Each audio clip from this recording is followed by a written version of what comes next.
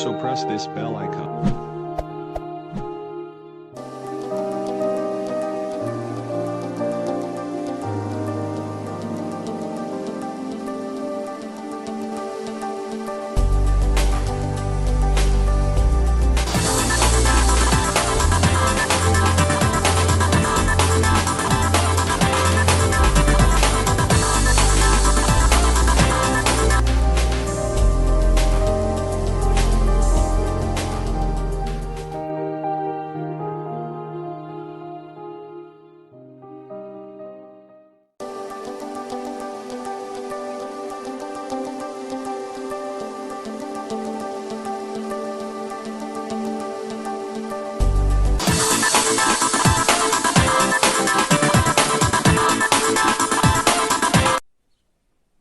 Hello guys, what's up? I hope all of you are fine with the blessing and grace of Almighty. Dear friends, this is Bilal sir in front of you going to teach you Indian history from today. Dear guys, before to start any particular topic of the history, we should to know what is history. So dear friends, first of all I want to tell you what is history in brief words. Dear friends, I hope that you will listen carefully. देखिए guys, जो history है ये वो subject है जिसके जरिए हमें पता चलता है अपने पास्ट इवेंट्स के बारे में। यानी वो सब्जेक्ट जिसके जरिए हमें पास्ट इवेंट्स के बारे में पता चलता है उसको हम हिस्ट्री कहते हैं। इसके जरिए हमें पता चलता है कि पुराने जमाने के लोग कैसा रहा करते थे, कैसे बैठते थे, क्या खाते थे, क्या पीते थे और कहाँ रहते थे, कैसी पॉलिटिक्स थी उस वक्त, कैसे लोग थे उस वक्त, यह हमें हिस्ट्री से पता चलता है। यानी वो सब्जेक्ट जिसके जरिए हमें पता चलता है पास्ट इवेंट्स के बारे में उसको हम हिस्ट्री कहते हैं। यानी वो लोग कैसे रहते थे, वो कैसे बैठते थे, वो कैसे उठते थे, उसको हम हिस्ट्री कहते हैं। तो हिस्ट्री क्या है? जो हिस्ट्री है, history is the study of the past events. History is the study of past events. In other words, we can say that history is the subject that tells us about our past. देखिए guys, जो history है, history हम क्या लिख सकते हैं? History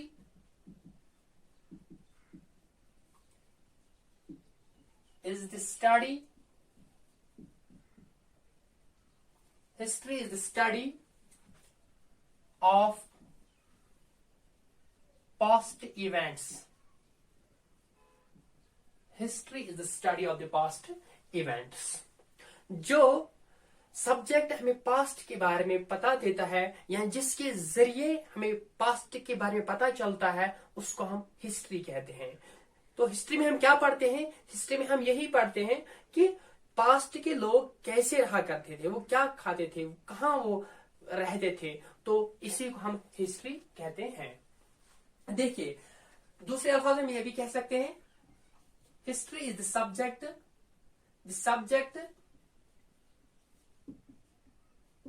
that tells us about our past. Dear friends, this is all about history. Simply आप याद रखना, वो सब्जेक्ट जिसके जरिए पता चलता है पास्ट इवेंट्स के बारे में या पास्ट टाइम के बारे में उसका हम हिस्ट्री कहते हैं। तो गाइस, जो हिस्ट्री है ये खुद ब खुद नहीं आई, ये खुद रिवील नहीं हुई, ये रिवील की गई। इसके लिए हमें कुछ सोर्स की जरूरत पड़ी पहले। तो जब सोर्सेस मिले उनको फिर अंडरस्टैंड करना पड़ा, बाद में हिस्ट्री को रिकॉन्स्ट्रक्ट किया। देखिए, हर कोई चीज बनाने के लिए सोर्सेस की जरूरत होती है। जैसे कि अगर हमें कोई मकान बनाना होगा तो उसके लिए हमें मटेरियल की जरूरत पड़ती है। जैसे अगर हमें मकान बनाना होगा, हमें ब्रिक्स भी लगते हैं, सैंड सॉइल लगते हैं, सीमेंट लगता है, बहुत सारे चीज लगते हैं मकान बनाने में। तो स्टोन्स भी लगते हैं, आयरन भी लगता है। तो इसी तरह से अगर हिस्ट्री हमें रिकॉन्स्ट्रक्ट करनी होगी तो हमें सोर्स की जरूरत पड़ती है। तो इसी तरह से जो हिस्ट्री रिकॉन्स्ट्रक्ट हुई तो इसके लिए सोर्सेज की जरूरत पड़ी। जब सोर्सेज मिले तो उनको फिर कलेक्ट किया गया, उनको फिर अंडरस्टैंड किया गया, बाद में हिस्ट्री को कंस्ट्रक्ट किया। देखिए, तो आज हम सोर्सेज की कुछ जिक्र भी करेंगे। मैं रखता हूं कि आप तवज्जो फरमाएंगे। देखिए, जो सोर्सेज क्या होते हैं, सोर्सेज वो ये हिस्टोरिकल सोर्स की बात करता हूं मैं। आप हिस्टोरिकल सोर्सेज वो होते हैं जो हमें पास्ट इवेंट्स के बारे में पता देते हैं कि वो कैसे रहा करते थे। उनके जरिए हमें पता चलता है कि वो कहाँ रहते थे। हिस्टोरिकल सोर्सेज के जरिए ही हमें पता चलता है कि वो क्या खाते थे, वो कैसे अपनी जिंदगी बसर करते थे, वो कहाँ रहते थे, वो क्या करते थे। ये सोर्सेज के जरिए हमें पता चलता है, तो इनको हम हिस्टोरिकल सोर्सेज कहते हैं, यानी जरिया। उर्दू में, अगर उर्दू में कहेंगे तो जरिया। देखिए, historical sources, historical sources, historical sources,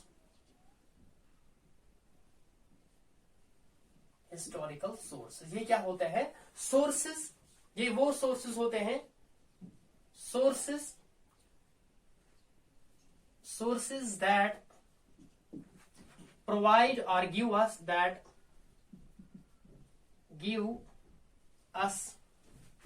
information,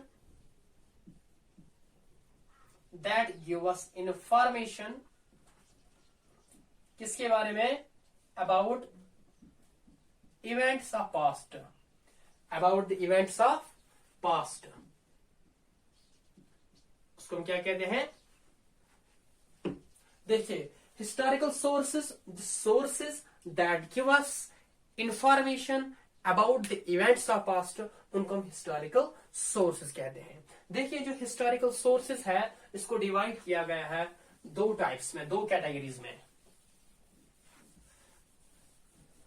जो हिस्टोरिकल सोर्सेज है दो कैटेगरीज में इसको डिवाइड किया गया है। हिस्टोरिकल सोर्स रखेंगे हम, यहां ऊपर रखेंगे हम हिस्टोरिकल सोर्सेज।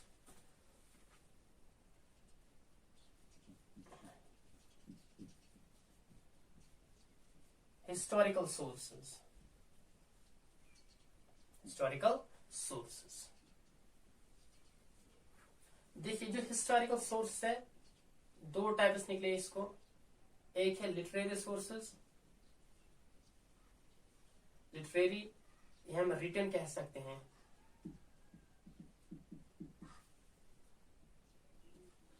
और दूसरा है आर्कियोलॉजिकल,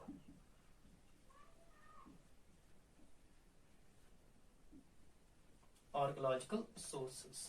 आर्कियोलॉजिकल सोर्सेज यहां मेटीरियल सोर्स कह सकते हैं।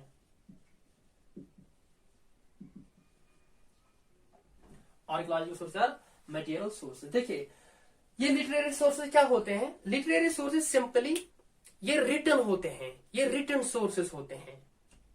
और आर्कियोलॉजिकल सोर्सेज वो सोर्सेज होते हैं जो मटेरियल फॉर्म होते हैं, जो मटेरियल सोर्सेज होते हैं। आई बात समझ? देखिए, जो लिटरेरी सोर्स होते हैं जैसे टेक्स्ट है, जैसे टेक्स्ट क्या है? ये लिटरेरी सोर्स है, ये लिटरेरी सोर्स है। या क्वीन जो है, क्वीन या इंस्क्रिप्शन, ये क्या है? ये आर्कियोलॉजिकल सोर्स है। क्वीन क्या है? ये सपोज एक मेटल है तो ये आर्कियोलॉजिकल सोर्स है। लिटरेरी सपोज बुक, देखिए जो लिटरेरी सोर्स है इसको भी फर्दर डिवाइड किया गया है। देखिए, लिटरेरी सोर्स में कौन से सोर्सेज आते हैं?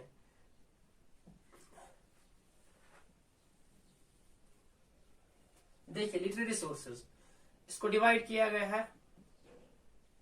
नंबर 1 रिलीजियस सोर्सेज, रिलीजियस एक। Number 2 secular,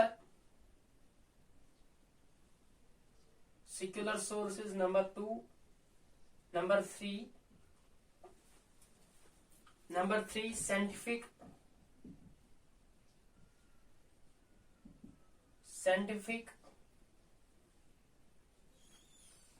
number 4 scientific, number 4 Sangam sources. Number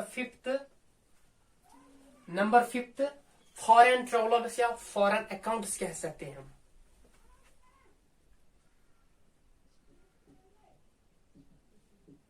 foreign accounts या कह सकते हैं हम ट्रेवल लॉग्स।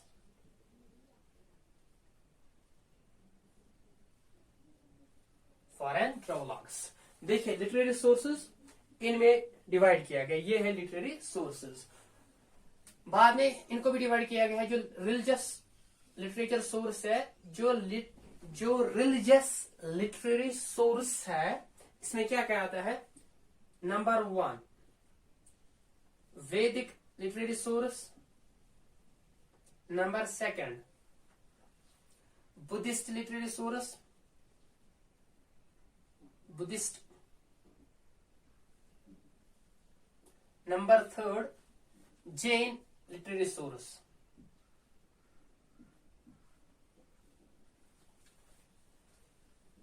उसके बाद क्या है, देखिए उसके बाद है सिक्युलर। देखिए सिक्युलर को भी डिवाइड किया गया है।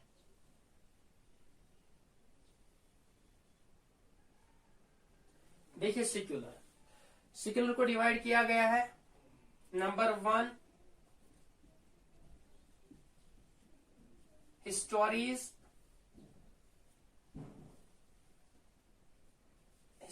Number 2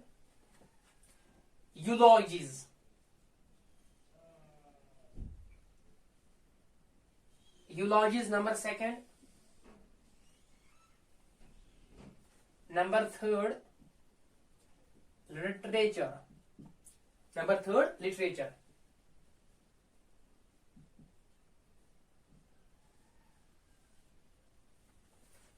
number 3 literature. बाद में लिटरेचर को भी डिवाइड किया गया है।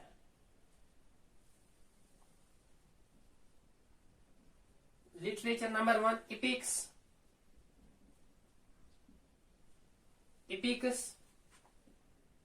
नंबर 1, नंबर 2 पोइट्री,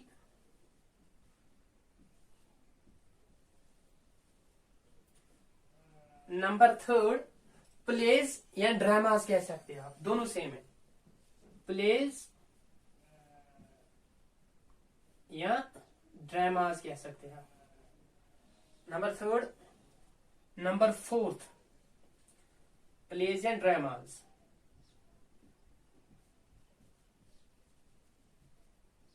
प्लेज या ड्रामास। नंबर 4 compilations,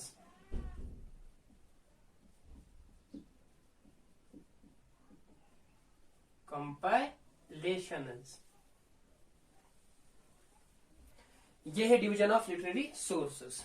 अब चलते हैं किस पे, आर्कियोलॉजिकल सोर्सेस पे। देखिए आप आर्कियोलॉजिकल सोर्सेस,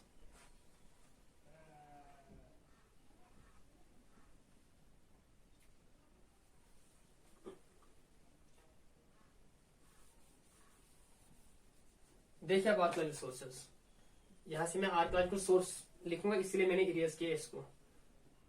देखिए आर्कियोलॉजिकल सोर्स को भी डिवाइड किया गया है किसमें। Number 1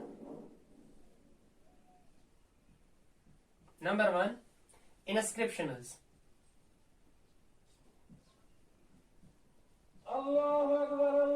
inscription number 1, inscription number 2 queens, inscriptions number 1, number 2 queens,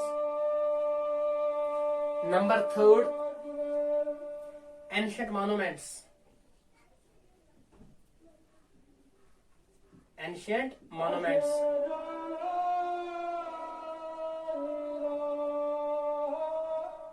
ancient monuments, number 3, number 4, number 4 Number 4, sculpture and paintings.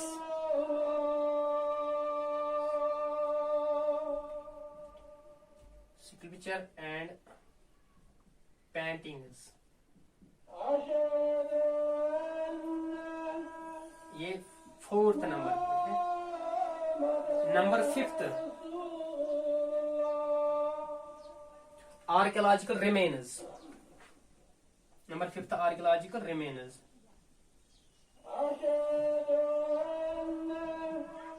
Archaeological remains.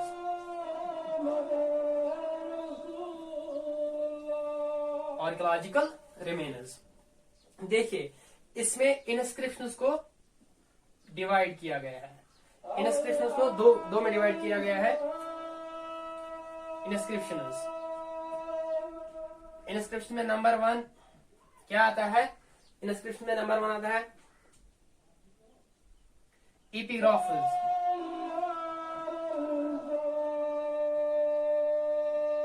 एपिग्राफ्स.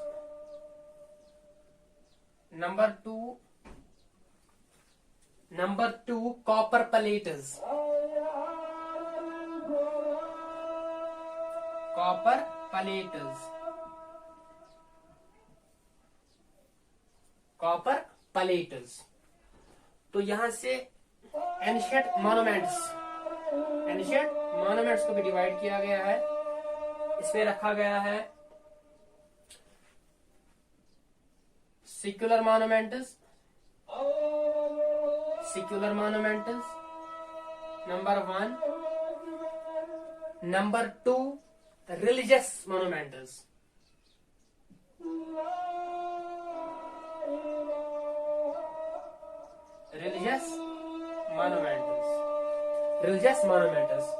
फिर religious monuments को भी डिवाइड किया गया है. देखिए religious monuments में क्या आता है? रिलीजियस मॉन्यूमेंट्स इसमें 2 आते हैं. एक है Buddhist monuments. Number 1 Buddhist monuments. Number 2 Hindu monuments.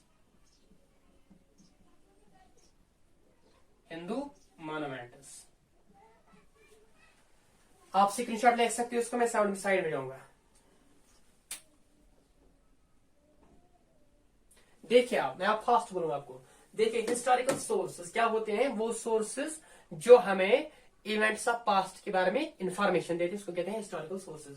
Historical source को 2 टाइप्स में डिवाइड किया है. 2 कैटेगरी, इसको 2 कैटेगरीज है, यानी 2 टाइप्स है इसके. लिटरेरी सोर्स यानी रिटन सोर्सेस. आर्कियोलॉजिकल सोर्स वो होते हैं जो मेटीरियल फॉर्म में होते हैं. लिटरेरी और रिटन होते हैं जैसे टेक्स्ट. देखिए इसको डिवाइड किया गया है religious literary sources, secular literary sources, scientific literary sources, Sangam literary sources, और 5th वाला मैंने अभी इरेज किया जो क्या है? फॉरेन ट्रेवलॉग सोर्सेज या फॉरेन अकाउंट्स हम कह सकते हैं. तो रिलीजियस को भी डिवाइड किया गया है. वैदिक religious, Buddhist religious, Jain religious. उसके बाद सेक्युलर को डिवाइड किया गया है किसमें? हिस्टोरीज, यूलॉजीज, लिटरेचर. फिर लिटरेचर को डिवाइड किया गया है एपिक्स में, पोइट्री, प्लेज, ड्रामा. प्लेज या ड्रामा दोनों सेम है. और 4th माने कंपलेशंस. आए फिर किसमें? आर्कियोलॉजिकल सोर्सेस पे. देखिए आर्कियोलॉजिकल सोर्स को इंस्क्रिप्शंस में डिवाइड किया गया है, कोइन्स में, एंशिएंट मॉन्यूमेंट्स में. और नंबर 4th क्या है? Sculpture and painting. Number 5th है आर्कियोलॉजिकल रिमेन्स. फिर क्या हुआ? इंस्क्रिप्शंस को डिवाइड किया गया है एपिग्राफ्स में और कॉपर प्लेट्स में. उसके बाद एंशिएंट मॉन्यूमेंट्स को भी डिवाइड किया गया है. Secular monuments, religious monuments. फिर रिलीजियस मॉन्यूमेंट्स को डिवाइड किया गया है बुद्धिस्ट मॉन्यूमेंट्स और Hindu monuments. This is all about the historical sources and the division of historical sources.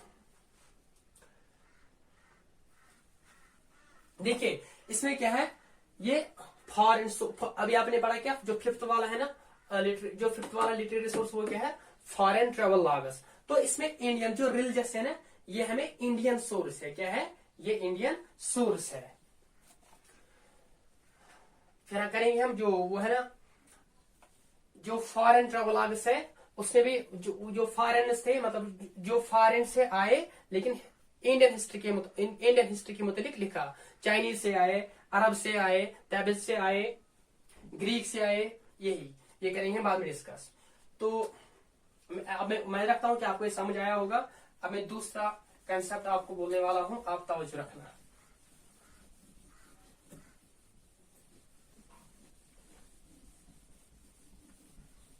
दूसरा इंपॉर्टेंट कंसेप्ट है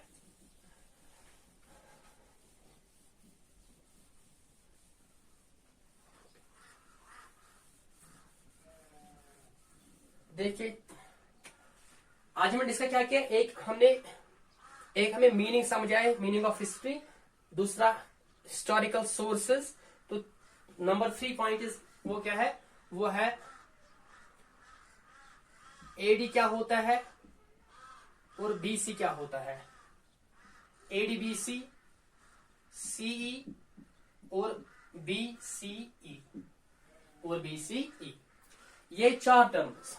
देखिए, जब हम हिस्ट्री में डेट देखते हैं तो कभी उससे पहले इनमें से कुछ होता है, कभी उससे ईयर से आगे या डेट से आगे होता है, कुछ इनमें से होता है कुछ। तो ये देखेंगे हम कि ये क्या है और ये हमें कब इस्तेमाल करने पड़ते हैं तो और इनकी जरूरत क्या है। देखिए, जब हम कभी देखते हैं एडी 1630 देखिए, कभी हम देखते हैं एडी 1630 या कभी देखते हैं हम 1200 बीसी, या कुछ देखते हैं, यही सीखेंगे हम कि ये क्या होता है, ये क्या होता है। देखिए, जिसने ये कंसेप्ट दिया एडी और बीसी का, उसका नाम जो है वो है डायनोसिस हेक्सिग्यूज।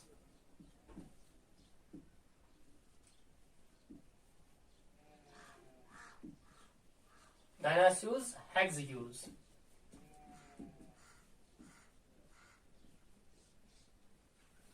डायनोसिस हेक्सिग्यूज, इसने ये कब दिया, इसने ये एडी 525 में दिया। एडी 525 में दिया। किस में दिया, कैलेंडर्स में दिया। कैलेंडर्स में वो क्या है, एक है जूलियन कैलेंडर, दूसरा है ग्रिगोरियन कैलेंडर। ग्रिगोरियन कैलेंडर, यह कैलेंडर्स। देखिए, अब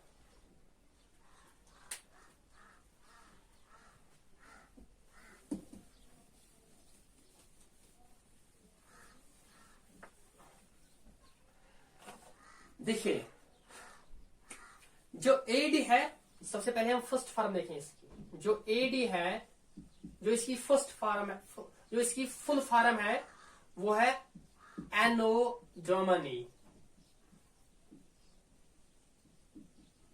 एनो डोमिनी। जो एडी है, एनो डोमिनी, इसको बहुत सारे कहते हैं और लिखते हैं आफ्टर डेथ, लेकिन वो गलत है। ऐसी गलती कभी नहीं करना आप। तो इस एनो डोमिनी का मतलब है in the year of Lord. In the year of the Lord. Year of the Lord. देखिए, बीसी, बीसी का मतलब है before Christ. Before Christ, before Christ. इसके बाद क्या है, सीई। सीई का मतलब है कॉमन एरा। सी का मतलब है कॉमन एरा। सी का मतलब है कॉमन एरा, और इसको करंट एरिया भी कहते, करंट एरा भी कहते। कॉमन एरा ये current era, CURRENT, current era, current era भी कहते हैं इसको। तो नंबर 4 इज BCE, इसको बिफोर कॉमन एरा कहा गया है, या बिफोर करंट एरा। यह है इनकी फुल फॉर्म। देखिए, अब देखेंगे हम कि ये हमें कब इस्तेमाल करना पड़ता है। देखिए आप स्क्रीनशॉट ले सकते हो।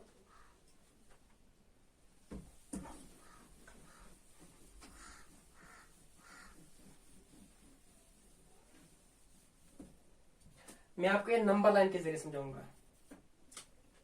ये मैंने आपको बोला कि कॉन्सेप्ट किसने दिया, कब दिया और किस में दिया। उसने यूज किया किसमें, कैलेंडर्स में किया यूज। उसने यूज किया किसमें, कैलेंडर्स में। किस कैलेंडर में, जूलियन और ग्रेगोरियन कैलेंडर में।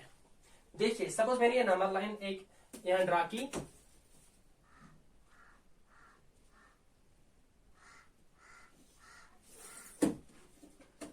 देखिए जो डायनासिस एक्सिक्यूज है, यहां कुछ कंफ्यूजन हो रहा था पहले, तो उससे क्या कहा गया कि कंफ्यूजन ये हो रहा था कि हम जो ये ईयर्स है इनको हम कैसे लिखे।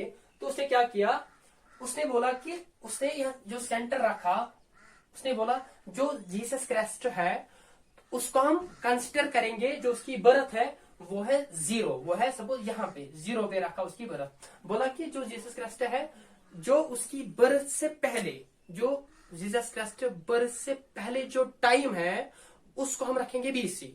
जो फिर से सुनो, जो जीसस क्राइस्ट बर्थ से पहले जो टाइम है उसको रखा गया नाम क्या, BC। जो बर्थ के बाद जो टाइम आता है उसको रखा गया है AD। क्या रखा गया है, AD। आफ्टर जो AD है उसको आफ्टर डेथ फुल फॉर्म नहीं कहना, वो गलत है। क्या कह रहा है मैं कि जो जीसस क्राइस्ट है, जो उसके बर्थ से पहले जो टाइम है उसको BC कहा गया। जो बर्थ के बाद जो उसका टाइम है उसको क्या कहा गया है, AD।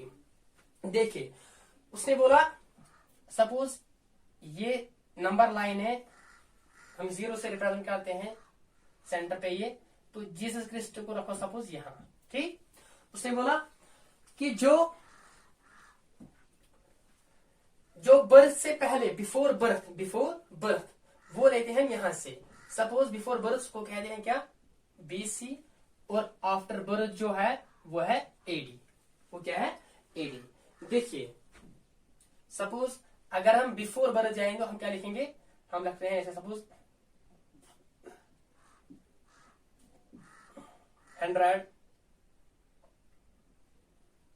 200, 300, 400, 100, 200, 300, 400। देखिए आप, उसने बोला जो ये है आफ्टर द बर्थ ये AD है, आफ्टर द बर्थ जो ये AD है, और बिफोर द बर्थ ये क्या है, ये BC है, ये BC है। याद रखना आप, जब आपको बिफोर बर्थ आएगा कोई ईयर भी, before the birth of Jesus Christ, तो हमें वो BC में लिखना पड़ता है। किसमें, BC में। अगर आफ्टर द बर्थ आएगा तो AD लिखना पड़ता है। क्या लिखना पड़ता है, AD। लेकिन अब ये भी माइंड में रखो आप, BC किस जगह पे रखेंगे हम, और BC किस जगह पे रखेंगे हम, और AD किस जगह पे रखेंगे। अगर कोई ईयर आता है, सपोज देखिए हम रखेंगे यहां सपोज 1630, अगर ये AD होगा, यानी अगर ये after the birth of Jesus Christ होगा, तो ये क्या है, अगर आपको AD में या AD में आएगा ना, यानी आफ्टर द बर्थ आएगा ना, ये देखिए 1600 सपोज 1600 AD, यानी after the birth, after the birth, तो AD आपको 1630 यहां पे AD नहीं लिखना है, बल्कि यहां पे आपको AD लिखना है। पहले आपको AD लिखना है। आई बात समझ, पहले आपको AD लिखना है, आपको ऐसे नहीं लिखना है 1630 AD। जब भी आपको AD लिखना होगा तो AD पहले लिखिए, बाद में डेट या बाद में ईयर लिखना है आपको। आई बात समझ। तो अगर BC में BC या CE होगा या BCE होगा, तो ये ईयर या डेट के बाद होता है। देखिए अगर हम लिखेंगे कि जीसस क्राइस्ट से पहले 200 या 260 या कुछ 260 या कुछ भी, या 260 या 65 कुछ भी, तो यहां डेट के बाद यानी ईयर के बाद आता है क्या, इनमें से कोई भी BC। आई बात समझ? मैं उम्मीद करता हूं कि आपको ये भी समझ आया होगा। देखिए, अगर एडी लिखना होगा तो डेट से पहले लिखो एडी, अगर बीसी लिखना होगा तो बीसी आता है किस पे? डेट के बाद। अब हमें क्या समझना है? अब हमें समझना है कि बीसी क्या है, एडी क्या है, सीई क्या है, बीसीई क्या है। हमें बीसीई की जगह पे इस्तेमाल करना है, सीई की जगह पे करना है, बीसीई की जगह पे, एडी की जगह पे करना है। देखिए, जो बीसी जो एडी है, अब हमें फर्क करना है। अब मैं आपको फर्क बोलूंगा, फर्क क्या है, डिफरेंस क्या है एडी, बीसी, सी और बीसीई में। देखिए, जो एडी है, एडी और बीसी जो है, यानी किसके मुताबिक लग रहे हैं? ये जीसस क्रिस्ट के मुताबिक लग रहे हैं। तो इसका मतलब यहाँ ये रिलीजियस के मुताबिक ये डेट है। क्या है? ये रिलीजियस के मुताबिक ये डेट रखा गया है, रिलीजियस के मुताबिक रखा गया है। ये क्रिश्चियन डेट है सपोज। क्या है? सपोज नहीं, ये क्रिश्चियन डेट है। तो देखिए, जो एडी और बीसी क्रिश्चियन डेट है, रिलीजियस के मुताबिक, ये रिलीजियस के मुताबिक है। तो जो कुछ लोग जब आए, उन्होंने बोला कि ये रिलीजियस के मुताबिक है, हम ये डेट नहीं रखेंगे, हम जीसस क्रिस्ट को नहीं मानते हैं। बहुत सारे नहीं मानते हैं, बहुत सारे नहीं मानते हैं जीसस क्रिस्ट को।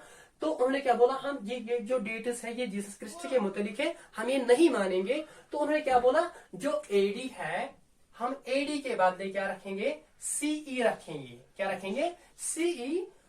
सी का मतलब मैंने आपको पहले बोला कि कॉमन एरा रखेंगे, एडी के बदले सी रखेंगे। इसका मतलब है जो एडी है वो सीई है, एडी और सीई दोनों सेम है, कोई फर्क नहीं है। जहां आप सीई देखोगे आप समझना वो एडी ही है, जहां आप एडी देखोगे आप समझना ये सी है, कोई फर्क नहीं है, दोनों सेम है। तो उन्होंने बोला कि ये रिलीजियस के मुताबिक है, जिस सिस्टम में हम नहीं मानते उसको, तो हम ये नहीं रखेंगे, हम नहीं उसके एडी के बदले हम ये रखेंगे। तो बीसी के बदले क्या बोला उन्होंने बोला कि बीसी के बदले हम क्या रखेंगे? बीसीई। बिफोर कॉमन एरा या before current era, before current era. ठीक, उन्हें बीसी के बदले क्या बोला? बीसीई, एडी के बदले सीई, दोनों सेम है। देखिए, बीसीई दोनों सेम है, कोई फर्क नहीं है। एडी और सीई दोनों सेम है, कोई फर्क नहीं है। इसके अलावा आप ये भी याद रखना कि जो एडी और बीसी जो है ये क्रिश्चियन टर्म्स है। जैसे मैंने आपको अभी कहा, ये क्रिश्चियन टर्म्स है, क्रिश्चियन टर्म्स है। लेकिन जो सीई और बीसीई जो है ये सिक्युलर टर्म्स है, ये सारे मानते हैं सिक्युलर टर्म्स, ये सिक्युलर टर्म्स है। और ये आपको पता है कि जो आज का डेट है ये एडी चल रहा है, ये सारे एडी। और आज कौन सा ईयर है? 2022 एडी। ये क्या है? ये सारे बीसी है, ये सारे बीसी ही है। 100 बीसी, 2000 बीसी, 3000 बीसी। ये क्या है? AD 100, AD 200, AD 300, AD 400. So guys, I hope you understood everything very well. So now in the next video we will discuss inshallah sources of Indian history one by one. Till then, bye. Allah Hafiz.